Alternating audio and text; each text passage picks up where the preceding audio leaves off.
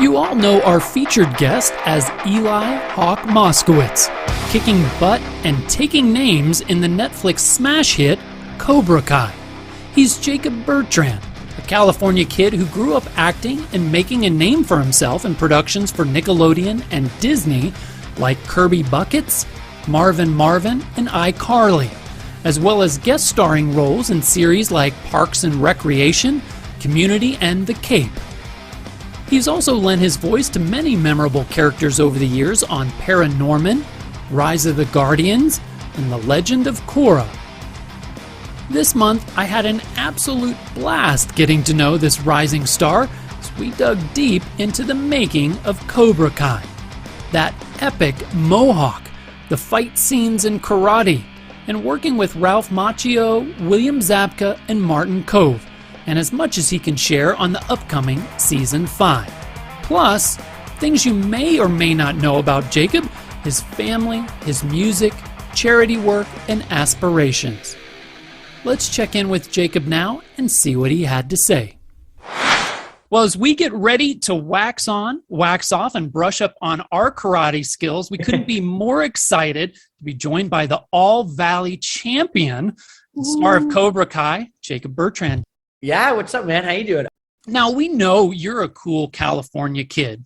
You're surrounded by the glamour of Hollywood and the film business. Yes. And you started at such a young age. Did you know you wanted to be an actor, or is it something that all the kids in Southern California do for fun? Well, I did always want to try acting. My older sister was actually the person that was sort of pushing my parents to, let her try acting. And, my family doesn't really have any ties to the industry in any way, so didn't really know how. So my mom just sent Christmas cards of me, my older sister, and my younger brother to a lot of agents that were in LA. And a couple got back to us, and then one was like, "Oh, we'll take on all three of your kids." So that's kind of how it started. And when I first started acting, I absolutely loved it because it was a great way to get out of school, because I just really did not like school. So it was like, hey, go to like that. Cut school for a couple hours. And I was like, this is amazing. Like, this is great. But then I really ended up falling in love with it and wanted to continue it, throughout high school and after high school. So much has been written about child actors going wild and having issues later in their lives. How did you manage to stay grounded, and how critical has your family been in your career? My family has been a huge part of my career. I think a huge reason for, I think having just me, speaking for me personally, like having my head screwed on decently straight, is just I have really, really great parents. I'm really tight with my mom and my dad, and my mom would take me to set almost every day. And sometimes my grandmother, who I call my nanny would take me to set too. And, I went to a public school, so I was surrounded by, my same friends since kindergarten. And I think if I ever really got too big or like thought I was all that, I think they'd be like, dude, what the hell are you doing? Like, you're not hot shit. Bring you down to reality. 100%. So I'm very grateful to, my family and the friends that I've gotten to keep around for a really long time. And I definitely think that's a huge reason of, maybe why I haven't, gone completely nuts. Well, if I was a young actor, Cobra Kai would be my dream gig. You get to act. It seems like you're having a lot of fun. Oh, yeah. You get to punch people in the face and get paid for it. Yeah. What was your audition process like for Cobra Kai? And did you audition for Eli/Hawk straight away, or were you auditioning for any character? So when I first auditioned for Cobra Kai, I first auditioned for the Dimitri role, which was then called Tanzit. That was the name of the character back then. And I remember loving that character. I was like, this character is hilarious. This is so much fun. And most of the stuff that I've done, like before Cobra Kai, has all been comedy. I did very, very little drama. So I was like, this is awesome. Like, this is a great role. So I did the audition. I can't remember if I did a callback or not, but I remember it went really well. And they're like, oh, casting loved you. This is great. And then I got an email from my agent saying that, hey, they loved your read for Tanzit, but they want you to audition for a different role. And so usually what that means is like, you did great, but not good enough. Here's like a smaller role that we think you would be good in. And the role that I was going out for was Eli. And Eli was in the, audition sides for Tansit. And he had like 2 lines and like didn't say anything, And I was like, oh man, like, gosh dang it. And I was like, you know what? Like Cobra Kai is a pretty cool project. I'd be down to just be a part of it. And I was like, hey, I've never been to Atlanta before. It films in Atlanta. This is a cool opportunity. So I hear it's a producer session. So my first audition as Eli is a producer session. So I go in and John Hurwitz, who's one of the big 3, one of the creators, is in the room. And I start reading the sides of, Eli, my, 1 to 2 lines. And they start looking around at each other like, oh, whoa, like this is, you have the wrong script. Like this is not the sides that we wanted you to read. So they handed me some new audition scenes and they sent me outside. There's like a couple other kids auditioning for Eli. And I read it for, maybe 5-10 minutes, go back in, I'm decently nervous. So I'm like, you know what? I got this. I can memorize decently fast. Go in, do the audition, felt like I did really good. And that's one of the only times I've walked out of an audition room thinking like, damn, I genuinely think I booked that. I think I did pretty good in that. Wow. And then I got a call 3 hours later that I booked the role. And I think this was on a Thursday. And that Monday I filmed. So it was like a very, very fast turnaround. Yeah. And you had to grow that mohawk. Yeah. Well, I mean, luckily my hair was like decently long. Like my mohawk in season 1 has like a tiny little spine in the middle of it that is a little extension. Like the black tips that you see is like a black spine that goes in the middle, but all the rest of my hair that's all my real hair. It's amazing. Yeah. Were you familiar with the original trilogy of films and karate and kung fu films in general? I'd say like karate films in general, not so much. Like I'd seen, some of the Rush Hours and what is that one? Like Shanghai, which one with Owen Wilson and Jackie Chan? Yeah, that's right. Shanghai Noon. Is that what it's called? Yeah, Mm-hmm. yeah.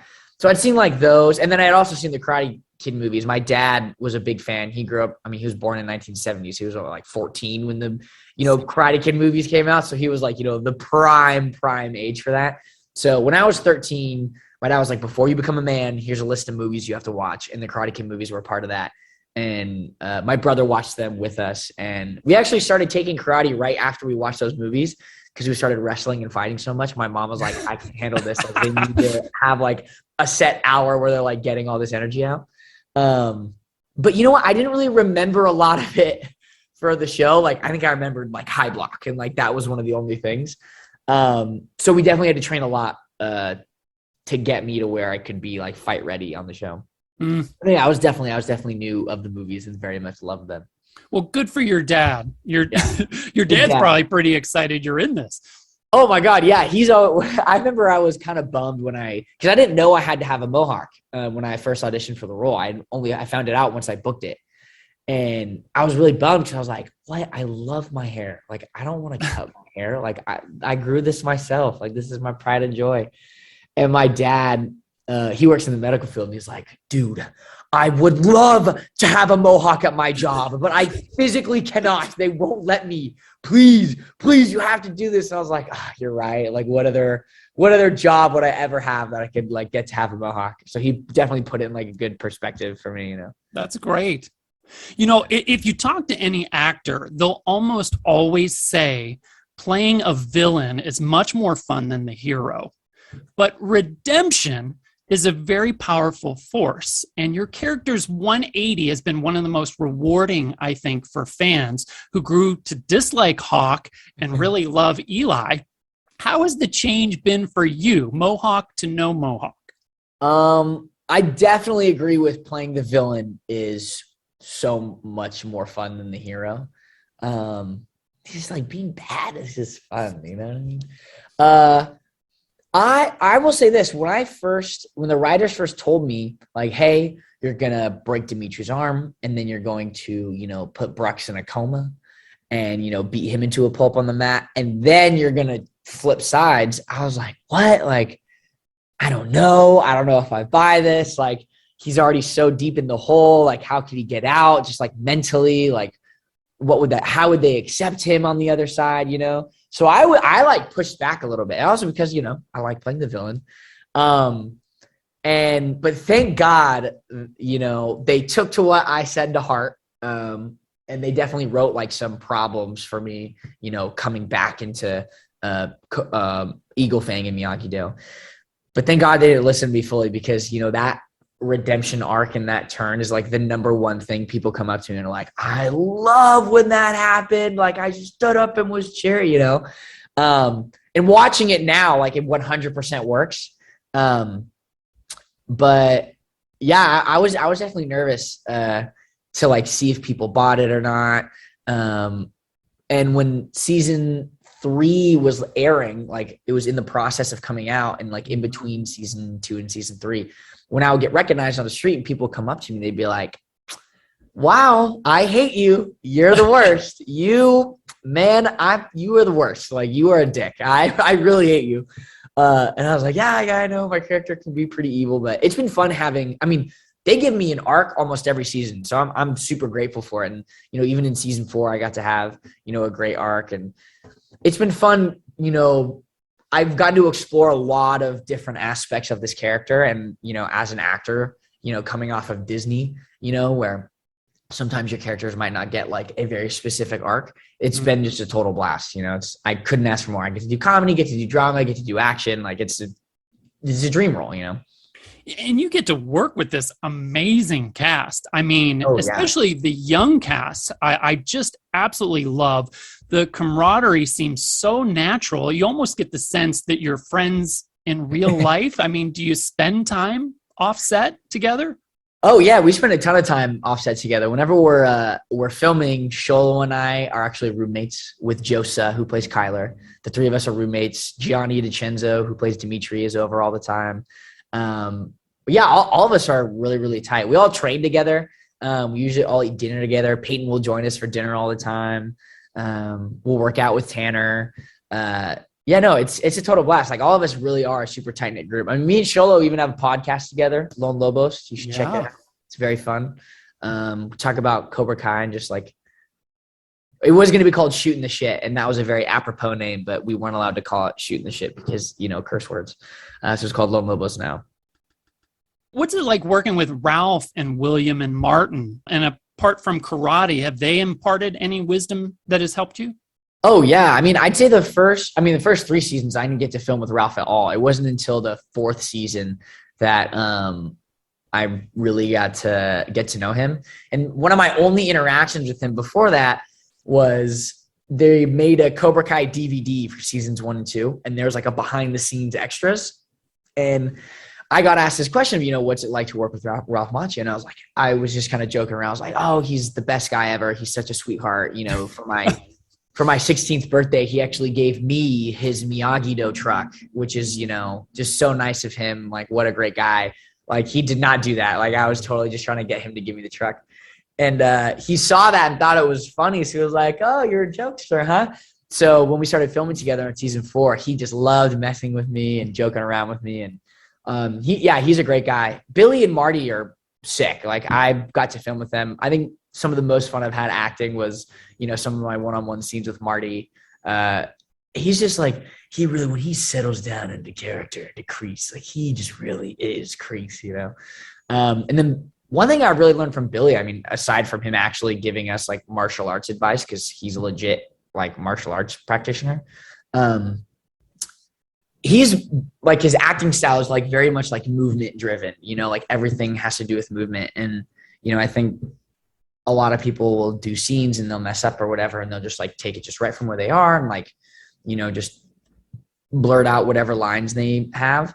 But, Billy has a very big emphasis on like, no, like, it needs to move with this. And I don't know, just like, it was interesting to see, like, I've never seen someone have movement play so much into like how they are as a character, and just like body language and body posture. Like, he really embodies Johnny when he does that. So that was actually like cool. The Miyagi-Do of acting. It was cool. It was cool to see that like play out in real time. Like, I've heard about that before, but he like really like does that. I've seen some posts on social of you demonstrating some karate moves. And on the show, there's some serious action sequences, from the high school brawl to the battle at the LaRusso's house. I'm assuming the answer is yes, but do you enjoy the physical part of the role? And have you ever gotten hurt on the set? I love the physical part of the role. I mean, I came from, I loved my time on Disney, but there was definitely so many like tiny little stunts that they wouldn't let me do because they couldn't afford, me getting hurt at all. So getting to do like absolutely nothing on a show to getting to do absolutely everything I could do was awesome. Like we train as much as we can so that we can do as much as we can on camera. Cause it looks so much better when, let's say I have to take a fall. My character has to take a fall. If the stunt double does it, he has to be hiding his face the whole time and he has to contort a certain way so that his face is hidden. But if I do it, you get to see me falling the whole time, taking hits and stuff. So I think it looks so much better. So as an actor, like I want to be able to do as much as I can. And I have gotten hurt on set, but it was never doing stunts. It was always like when Sholo and I were messing around. Like we play a lot of like 2 for flinching, if you like make someone flinch, pretending to punch them. And I would make him flinch all the time, because he's a little skitty. And usually I wouldn't. And so one day we're just like walking through, it was actually in season 2, one of our very first scenes when we're walking into the Cobra Kai dojo and I make Chris and Mitch flinch and we like walk past them. Sholo, right when we walked into that doorway, he spun around like this, boom, and threw a back fist as fast as he could because I was behind him and he thought it was going to, go in front of my face and I was going to flinch. But he didn't know how close I was behind him. And he spun around, just bang, just clocked me right in the face. And my nose instantly started bleeding. And he was like, brother, I'm sorry. I was like freaking out. He thought I was going to punch him back.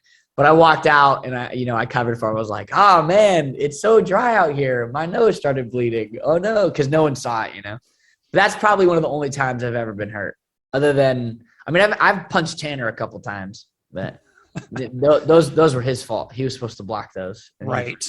Yeah, absolutely. You got to lend your voice to characters as well in Paranorman, Rise of the Guardians, The Legend of Korra, and the video game version of Cobra Kai. Yeah. What do you like most and least about voiceovers? I love the medium of animation a lot. I think that's something that really like drives me to, want to pursue voiceovers because I watch a lot of anime. I love animated stuff. Gosh, one of my favorite things. I think I can play characters that I probably like wouldn't normally be able to play in a live action, like I can go play a 12-year-old in something, like I just did a scripted podcast called Black Box where I played a 12-year-old kid. And that's not something I would be able to do in live action. I'm trying to think of any. Yeah, I'm trying to think of any. Yeah, I guess that's true. Technology could age me down, but I'm trying to think of any cons. But I don't know. I really like long hours.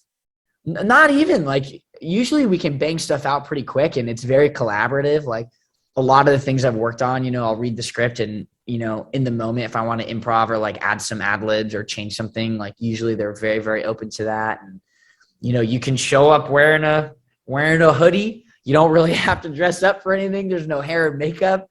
They always have great food. I don't know. VO's kind of the shit. Not gonna lie. I kind of love doing voiceover.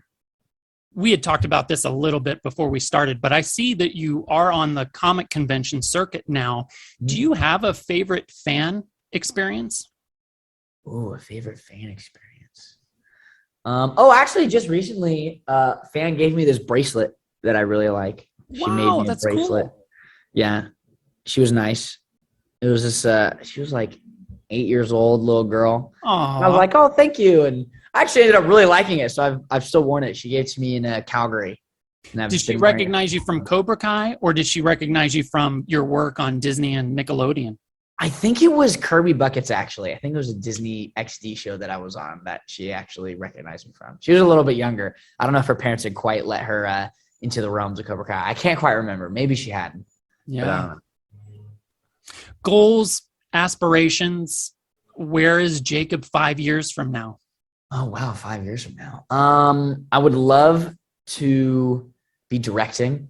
I'd love to be directing something maybe I've written. I'd love to make something with Sholo or my friend Cooper. I have a bunch of friends who are in the USC film program that I hang out with a lot, and we always try to write stuff. So I think that'd be really fun to collab with some of my friends and, get behind the camera a little bit. I don't know, just keep acting, keep doing voiceover. I don't know.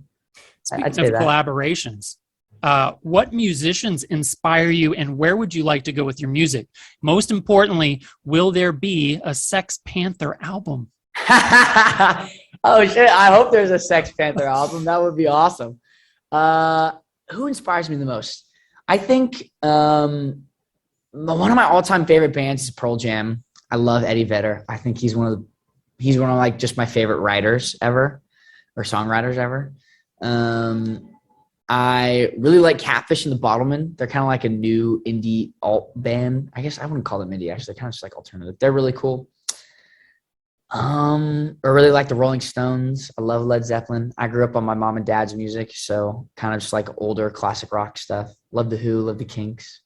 Did your dad do the same thing with music that he did with movies and said, you have to listen to these albums to become a man? You know what's funny? It wasn't even an option. That's just like, it's just all there was, like we didn't listen to anything else, like, and I mean, I will say though, it's given me a lot of great rock and roll memories, and I feel like I have a pretty good taste in music, but I have absolutely no knowledge of my current generation's music. Like if you could play me like the list of like the top 100 songs, I would maybe know half of them. I really, I am quite out of the loop when it comes to the new stuff. So I feel like I'm classically trained. Yeah. I feel like I'm like an old man where I'm like, who is this? What is that? Doja Frat? I don't understand, so. That's right. Yeah. On a serious note, what can you tell us about Smile Train and your involvement with the charity? Oh yeah, Smile Train is awesome. I actually just went down to Mexico and got to visit one of their clinics that they have that they're helping operate down there. We got to hang out with all the kids that were there, and they actually had a karate school within Smile Train that they do to sort of like help build confidence and like sort of have like an after school activity. But Smile Train is an organization. They help empower local hospitals to do cleft lip and cleft palate surgeries all across the world. And, there's a lot of charities and corporations that will help out with cleft palate surgeries and cleft lip surgeries like throughout the world, because it's crazy like how many kids are born with cleft every minute or even just every day. But what they really focus on is they try to educate doctors and like put people in place in the communities that are there to stay and help build like relations with the hospitals so that they can have like a continual comprehensive care. Like they help with their meal plans afterwards. They help with speech therapy. They help with like just mental awareness over have like being cleft affected. And, they came to my agency during the pandemic. We're like, hey, like we would love to partner with Jacob, due to his, character and, him being cleft affected on the show. And, they were kind of like the number one people that are spearheading this movement. And I was like, heck yeah, like this is awesome. They've been just so great. And I've had a blast, getting to just work with them. That's awesome. Yeah, so they're doing really awesome stuff. Like they're super, super cool. How can our listeners support them? Yeah, I mean, you can just go on smiletrain.com. Monetary donations help so much. And honestly, just like spreading the word, like I think a big thing about being cleft affected is like there is a huge stigma about it. In reality, it affects so many people worldwide. I think that's a huge portion about it. Like before I hopped on to be, I think I'm a celebrity youth ambassador is my title. But before I hopped on as an ambassador, I was like, hey, like, could I get a sort of rundown on, so I'm more knowledgeable about being cleft affected and, cause I didn't want to like hop on to Zooms or whatever and be talking about it and not have any clue, what I'm talking about. But they have like facts and like things you can read and videos you can watch that really lay out and you can like get educated on like how it feels to be cleft affected and, get to speak with people who are cleft affected. And I think that's something that's really powerful. That's fantastic. Cobra Kai season 5, shifting gears, is coming up. Is there September 9th? Yeah. Is there anything you can tease us about the season and what's in store for Eli without spoilers, without Netflix snipers taking you out? I take my shirt off this season. There you go. I can say that. I can say I get in a fight. I get in at least one fight. I'm trying to think. I don't know if there's anything I can spoil too much. I can say the kids are so aggressive this season. Like, there's a lot of anger from like a couple kids very specifically that everyone's like, whoa, okay, like we're Powder keg. all right. We gotta like contain this. There's some unlikely duos, I would say. There's some unlikely partnerships, I will say. That's good.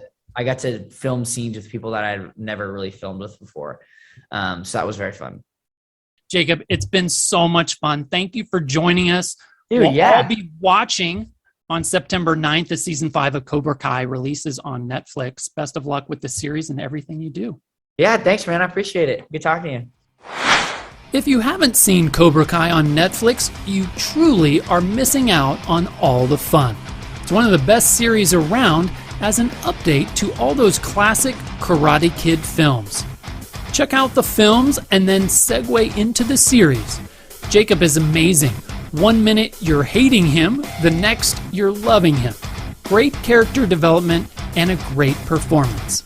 You can also check out Jacob in Marvin on Amazon Prime. Full episodes of Kirby Buckets streaming right now on Disney+.